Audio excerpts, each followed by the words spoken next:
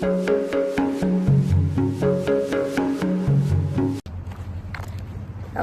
we're doing Oregon Cave National Monument. It's a bunch of caves that's in Cave Junction.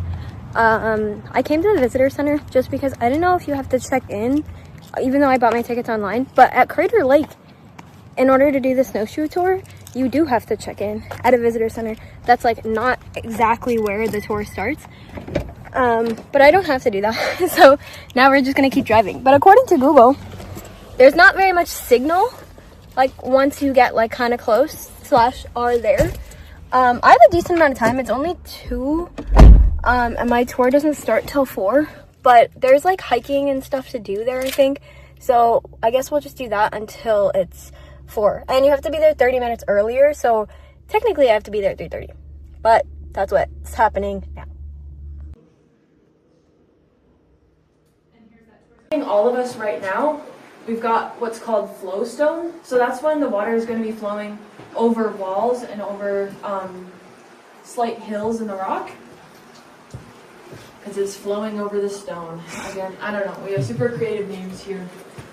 Also above me over here, we've got what we call draperies, because they're draping over the side of the rock. This happens when there's kind of an overhung surface, and when we get behind them with light, you can see there's a lot of different critters that live here, and there's not a lot for them to eat, so the roots are a really good place for them to find some nutrients, find some food.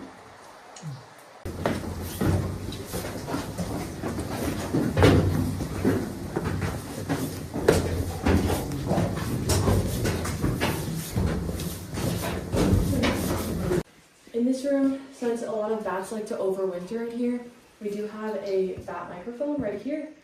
We're listening to the frequencies of their calls, and that way we can tell which species are in here. We also have our electrical system, but different rooms just so you would know where you were as you went through.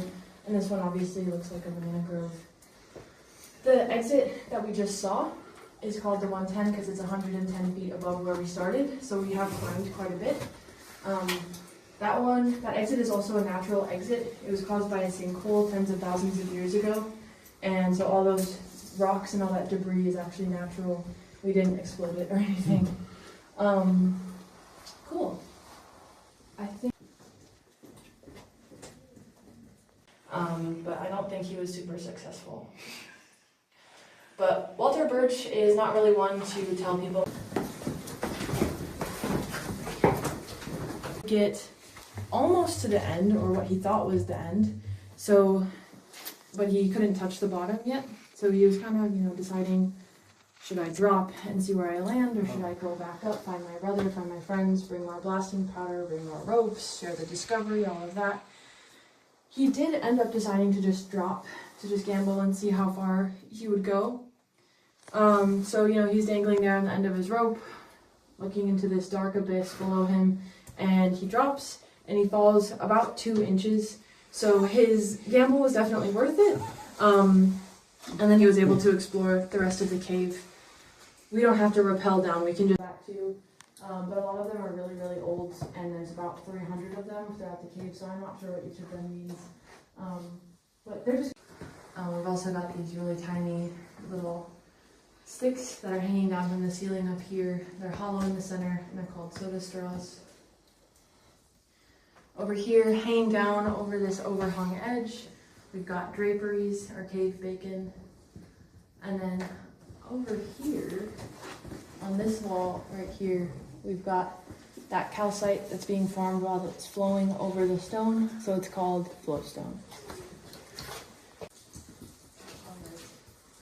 So this section, you can kind of see that it was also formed on a crack in the marble. In this case, it was actually formed along a fault line, where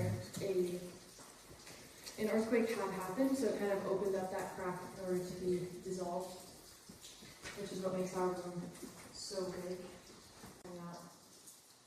And then we also have sedimentary rock. It comes in a lot of different forms in our cave, but the coolest, in my opinion, is actually going to be our flowstone. Because our flowstone is technically sedimentary rock. It's defined by a mineral coming from a different rock and then being deposited somewhere else by wind or air, wind or water. So in our case, that mineral is coming from the marble filled with water, and the water is kind of kicking up some of that sediment. So that's just pieces of clay and silt that got stuck in those cracks and then created all of these little wiggles that we've got all over the ceiling. Good question.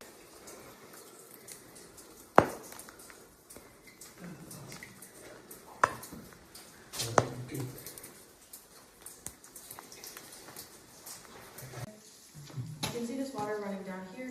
It runs into this section over here, into the rock, and then it just kind of disappears.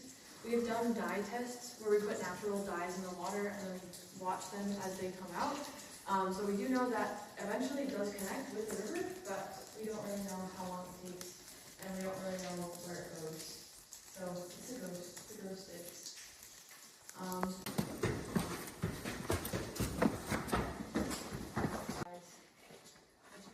I have a piece of calcite that was broken off, and then some paleontology as we go through.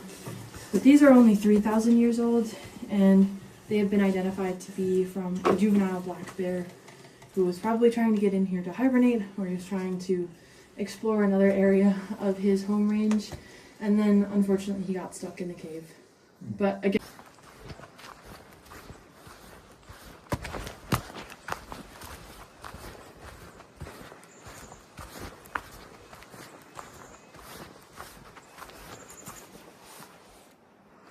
she did say most of the rock was marble. Cave tour is over. There's two ways to go back.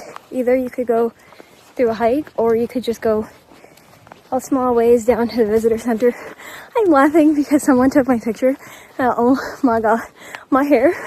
I mean, it doesn't look good now, but in the picture, even worse. My bangs are just like oily right now, so it's not helping my case. But I saw the picture and I was like, please, please. But they were a really cute couple, so their pictures came out cute. Anyway, we're gonna hike this 0.7 miles and then drive home.